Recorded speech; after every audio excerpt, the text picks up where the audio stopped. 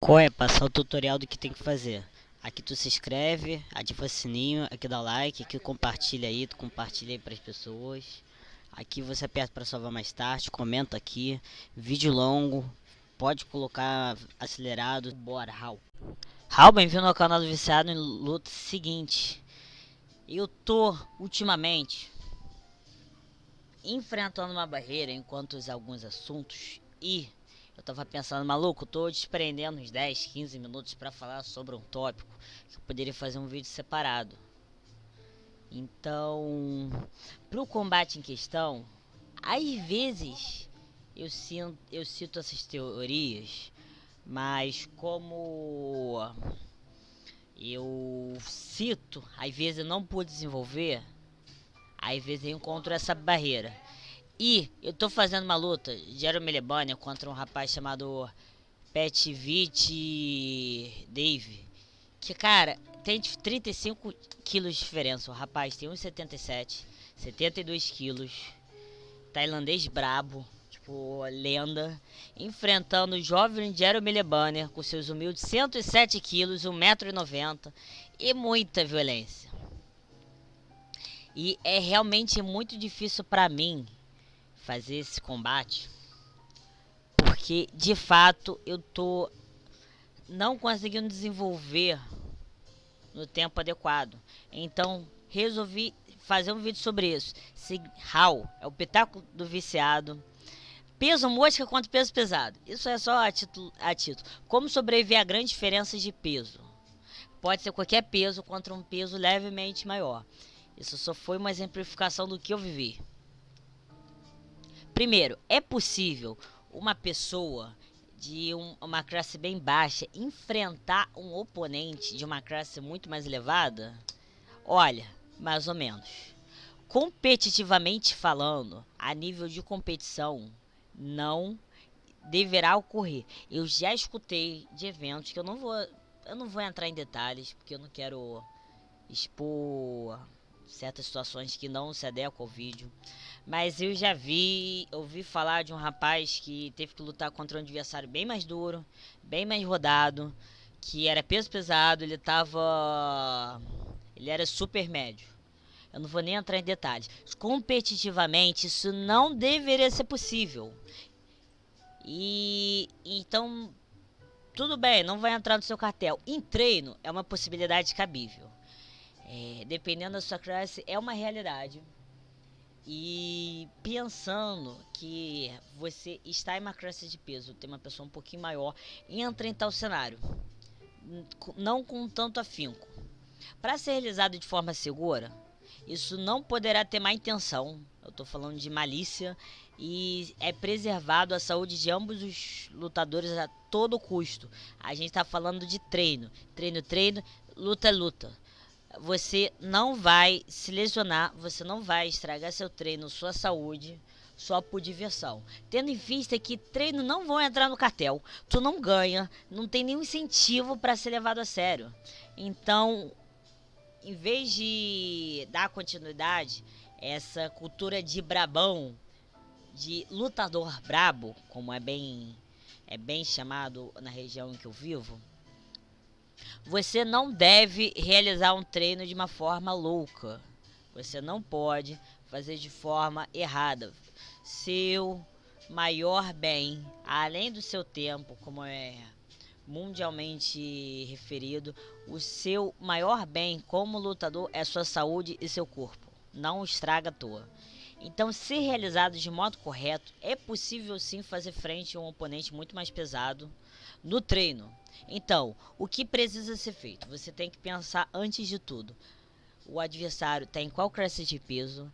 Quais são as diferenças de medida que eu tenho com ele? A diferença entre nós, tanto medida, tanto quanto peso. A gente fala de medida, a gente fala de altura, de alcance. O, Antes de tudo você tem que pensar, tá? É uma diferença acentuada, muito acentuada, tipo, meu caso, de 50 pra... Sinceramente, a pessoa mais alta que eu perguntei tinha 109 quilos. E eu, na época, eu tinha 48.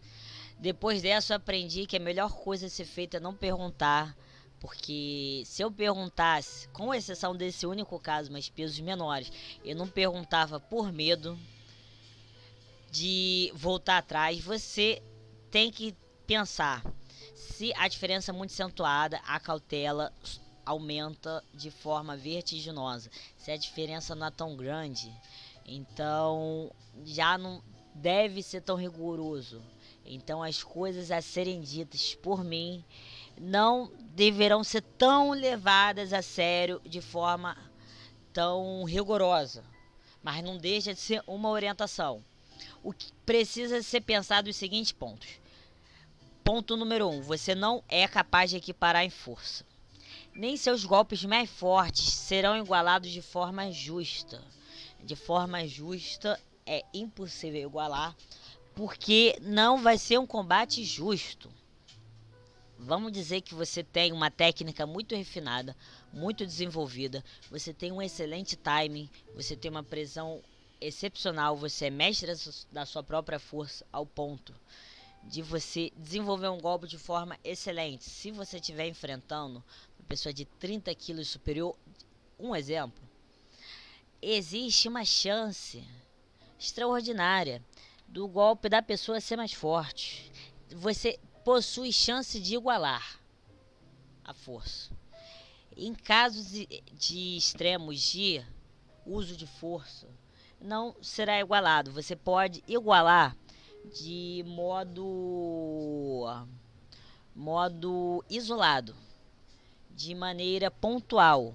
Mas a regra é que, de forma geral, você é incapaz de igualar forças. Existe diferença de classes, não é à toa. Recomendado, isso na época que eu treinava, era recomendado você não fazer um sparring com pessoa que fosse até 3 classes de peso superior, se você estivesse falando de uma classe de peso baixa.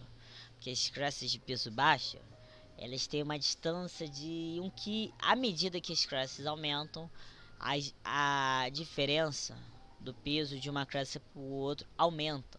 As primeiras classes a gente está falando de diferença de 1 kg, um pouquinho mais de 1 kg até. Aí fica 1,5 kg, 2 classes mais altas, aí vezes 3, 5. A gente chega nas classes altas, chegando perto dos pesados, as diferenças são um tanto maiores. Então, uma classe baixa, é recomendado pegar uma pessoa de até 3 a 5 quilos mais pesada que você e tomando muito cuidado. Então, você não deve pensar que você é capaz de igualar em força. Isso é uma orientação. Você possui menor alcance, e isso tudo eu estou falando em casos retirados da minha vivência. Eu estou trazendo exemplificações empíricas próprias minhas, de uma classe extremamente baixa. Então estou falando para ser levado ao extremo da seriedade. Eu nunca encarei uma pessoa que fosse de classe maior que eu tivesse o alcance igual. Se você está falando de um caso que você teve de treinar com uma pessoa que era uma classe maior e você tivesse muito próximo da classe dela, você talvez tivesse um alcance maior, se trata de uma exceção ao meu exemplo. Não é necessariamente uma regra. Essas coisas que eu aponto não são necessariamente uma regra, são orientações. Na minha experiência, eu sempre tive menor alcance. Talvez você, excepcionalmente, tenha um maior alcance, mas, de qualquer modo, pense que você possui um alcance menor. A curta distância será vantajoso para o oponente. Você pensa, poxa, você lutando contra um oponente de mesma classe de peso, eu sou orientado, tendo menor alcance, menor altura, a lutar na curta. E a pessoa de maior alcance a lutar na longa. Como você me afirma isso? Porque o que eu estou trazendo nesse pitaco do viciado se trata de diferença grave. A gente não está falando da mesma classe de peso. Porque, de fato, eu estou fazendo uma distorção à lógica. você treinar contra, você lutar com uma pessoa de maior alcance, ela é orientado a lutar na longa distância. Só que estou trazendo um caso distorcido em que a diferença de lutadores é extremamente acentuado. É uma coisa muito atípica. Você de fato é orientado a lutar na curta se você tem menor alcance. Se você tem maior, você lutar na longa. Só que isso pega pelo que eu falei na primeira linha. A curta distância será vantajoso para o oponente, levando em conta que a força será desvantajosa em um cenário que vale a resistência somado ao instinto, somado à força. A curta distância existe muitas qualidades que não necessariamente serão explorados se você estiver na curta. A curta distância, você está falando de uma distância em que os golpes são quase instantâneos, beiram instantâneo.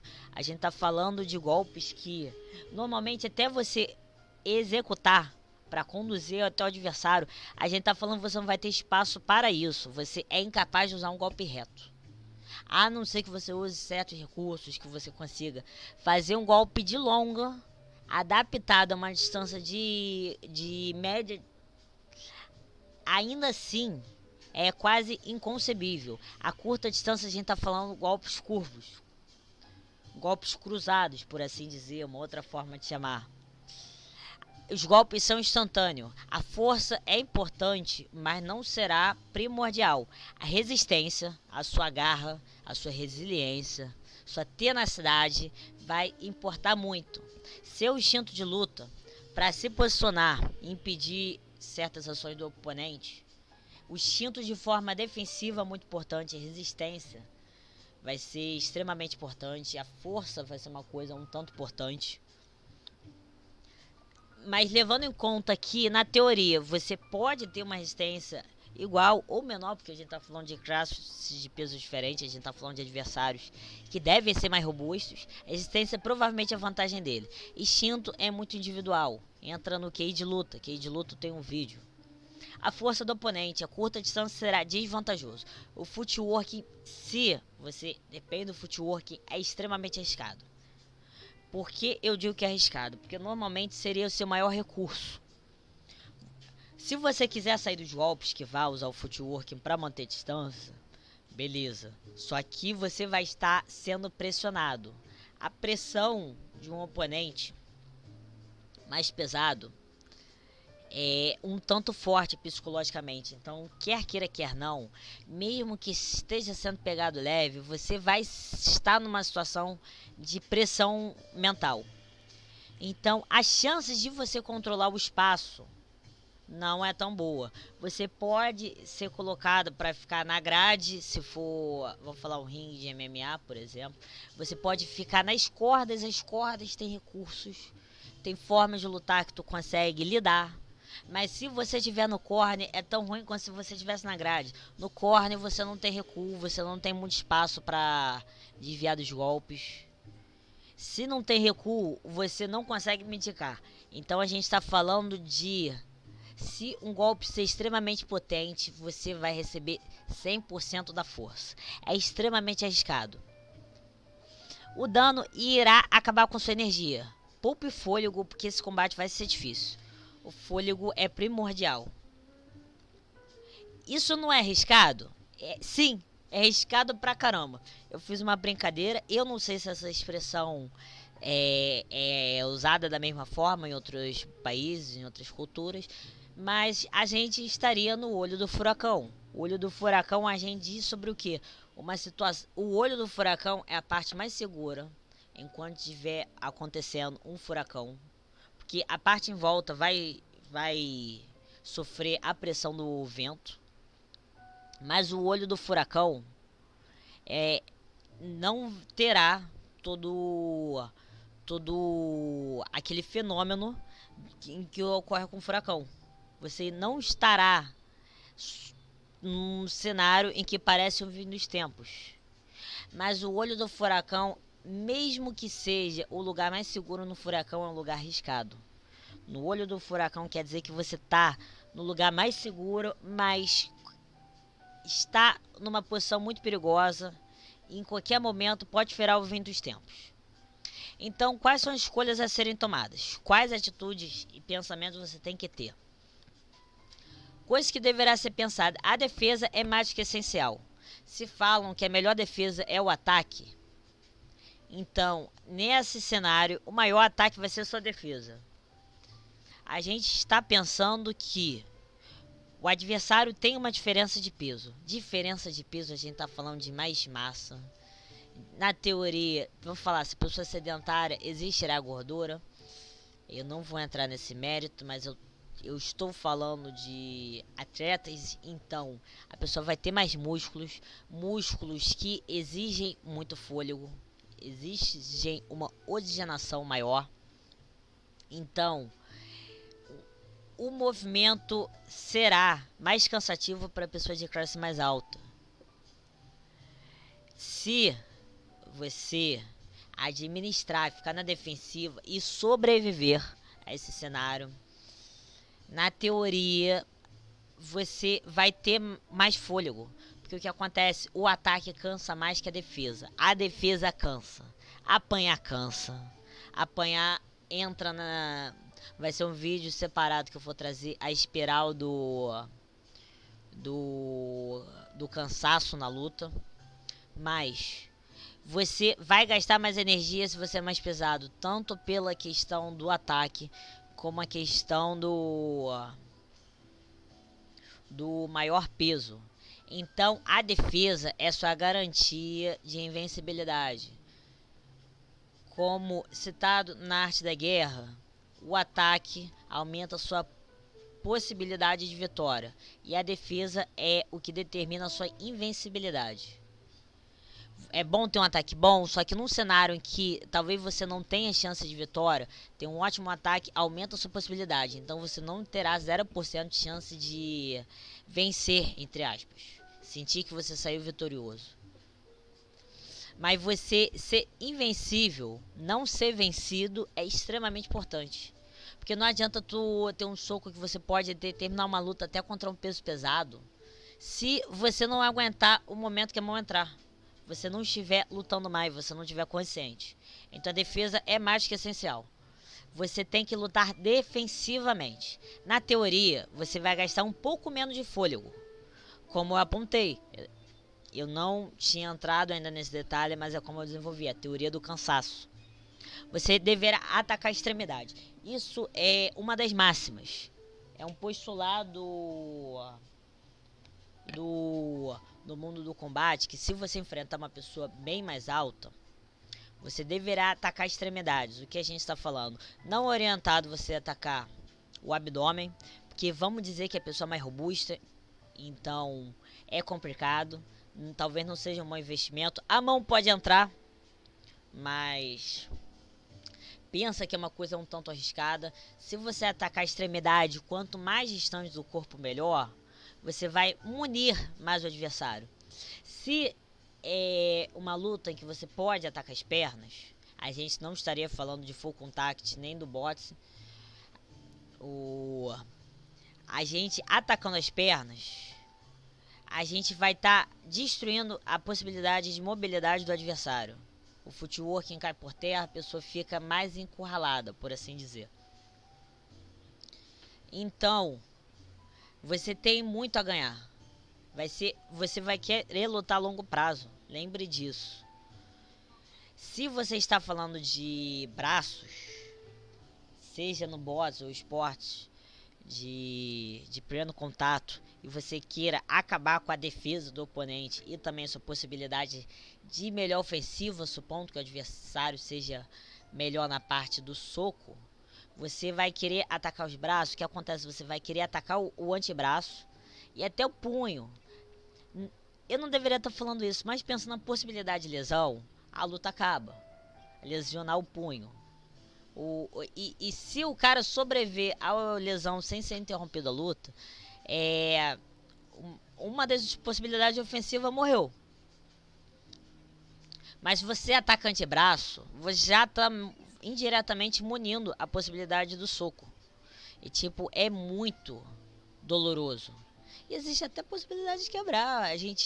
Eu tô me esforçando para não citar o Poatan diversas vezes nesse ponto, porque o low kick do Poatan, que na realidade se trata de um low kick, um calf kick não de lançado de forma não ortodoxa, é praticamente a aplicação dessa teoria nas pernas.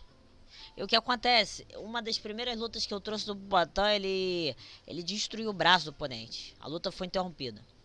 O que acontece? Você não vai querer tanto quanto atacar a região da panturrilha ou antebraço, quanto a região do braço e as coxas. Porque é mais músculos, vai cansar muito, vai doer muito, mas vai demorar mais. Na teoria, é um investimento que você colhe mais cedo, você atacar regiões que são maiores extremidades, são mais distantes do corpo. Mas você tem que pensar, você tem que atacar a extremidade. Talvez sua mão possa entrar se você tiver a precisão, a atenção ao timing, ao momento certo. E tenha muita paciência, porque você vai lutar defensivamente. Existe a possibilidade, mas como eu já falei no início, você deveria estar no cenário de treino. Então você não quer nocautear o adversário como ele não quer te nocautear.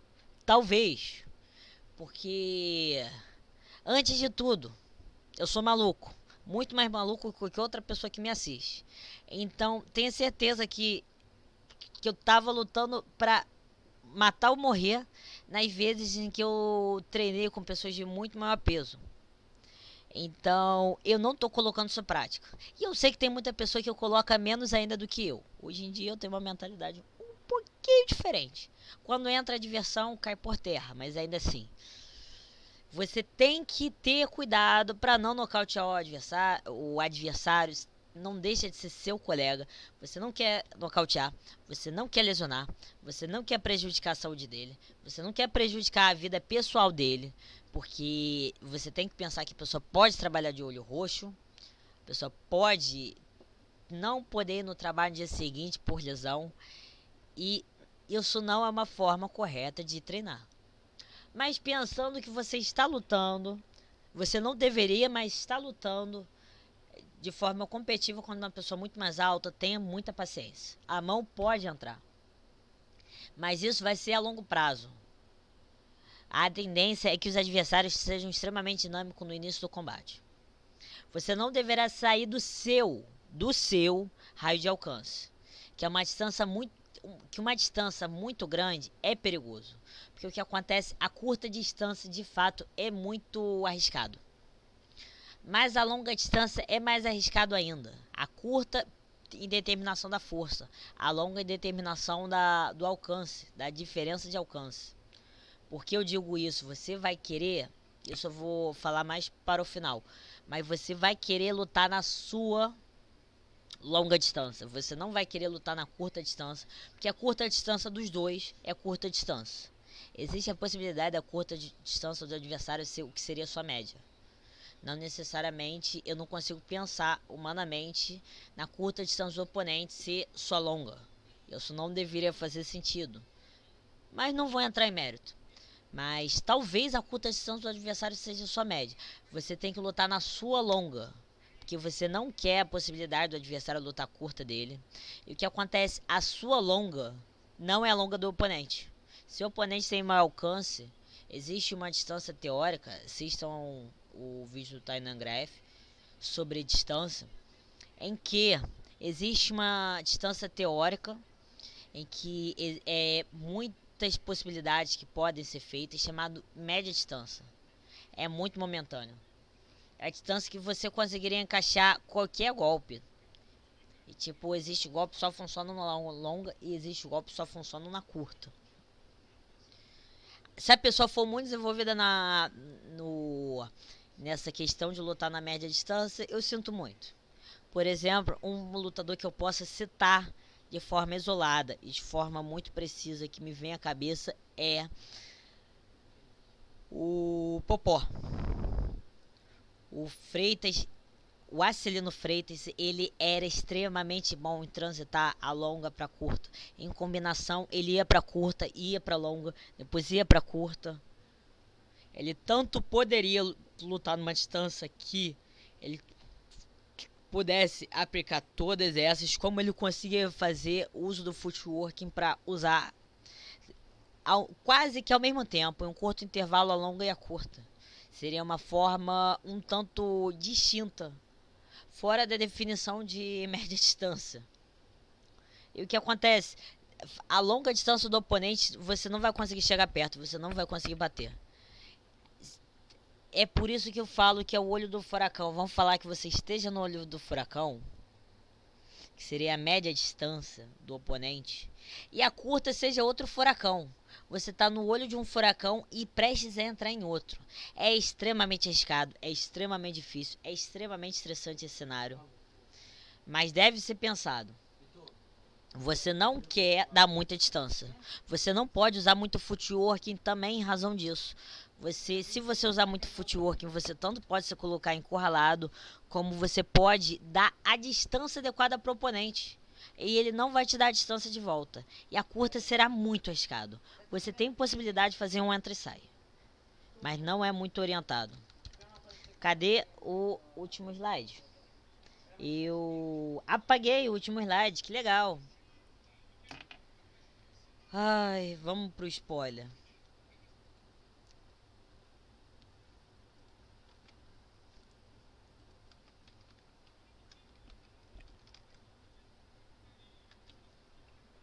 Seguinte, a maior exemplificação que eu possa fazer é um vídeo que eu ainda vou trazer chamado Jeremy LeBanner, meu xodó, contra Nukvich Dave.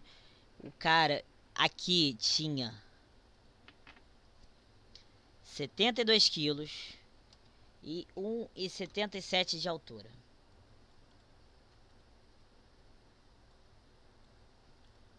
Deixa eu colocar aqui, quilogramas, cm.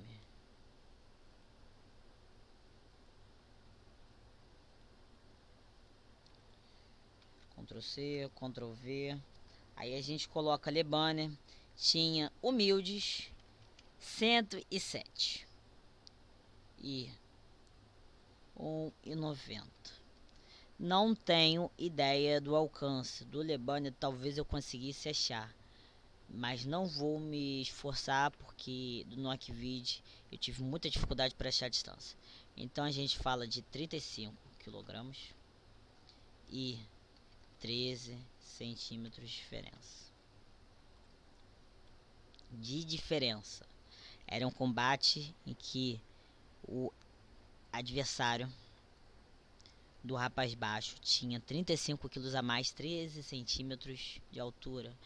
Aí o que acontece? A gente poderia estar falando de uma possibilidade de uma diferença de no mínimo 8 e talvez até 20 centímetros.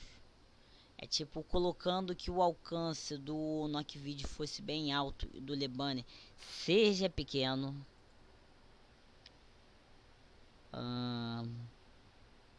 Talvez eu tivesse que procurar mais. Deixa eu ver se eu consigo achar. Tipo, se as medidas do LeBanner forem muito pequenas,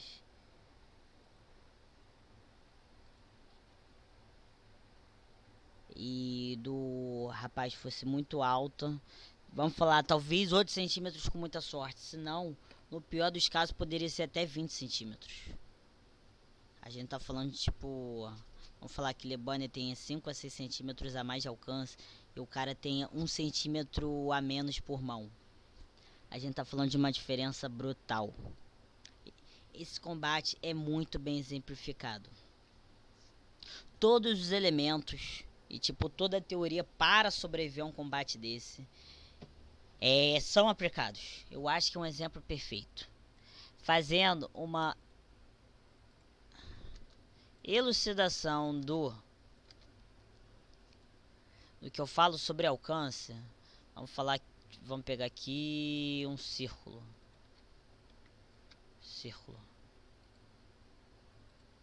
Eu queria que o fundo fosse preto.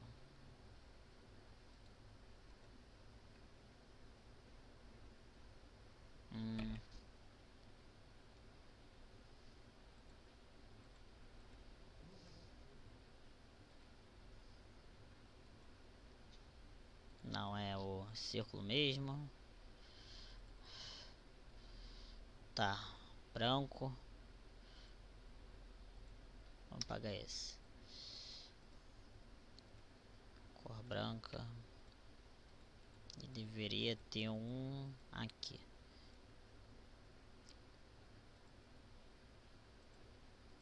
Vamos falar que a curta distância seja nesse raio de alcance, a média e a longa. A gente está falando de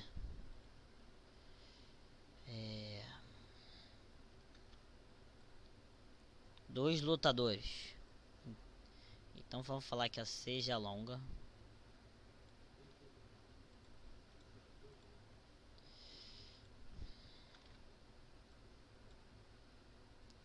Essa seja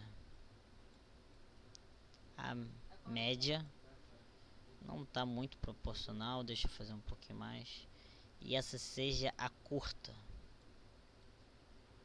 Eu tenho que fazer ainda mais.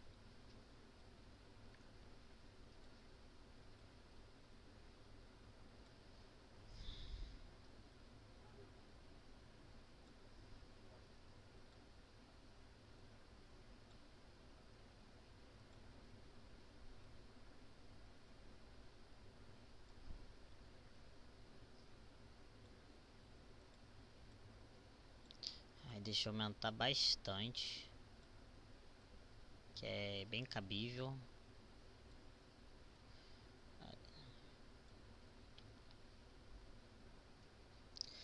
O que acontece? Está muito completo, de fato. Mas aqui, deixa eu colocar essa cor. Seria a sua curta distância. Essa aqui seria a sua média distância. E vamos ver uma cor diferente. Vermelho. Fosse a sua longa distância. A sua longa distância, ela é menor que a longa distância do oponente. Se você fazer muito uso do footwork, vamos falar um elemento qualquer, só para fim de eu ficar movendo. Vamos falar que seja você. Ignorando isso, vamos falar, você está nessa distância. Você faz uso do footwork, você tem que levar em conta que essa distância aqui, tu não vai conseguir chegar perto do oponente. Se você for muito para dentro, você entra na média distância e talvez curta. Na realidade, o círculo que eu fiz para curta distância do oponente está pequeno. Eu deveria ter feito maior, deveria ter me atentado. Mas deixa eu fazer como se fosse maior. Isso era uma coisa que eu deveria ter pensado. Eu coloquei como se a curta distância do oponente fosse maior do que sua média. É possível, é cabível. A sua longa distância é menor ou igualada, depende, nesse diagrama não, mas é igualada a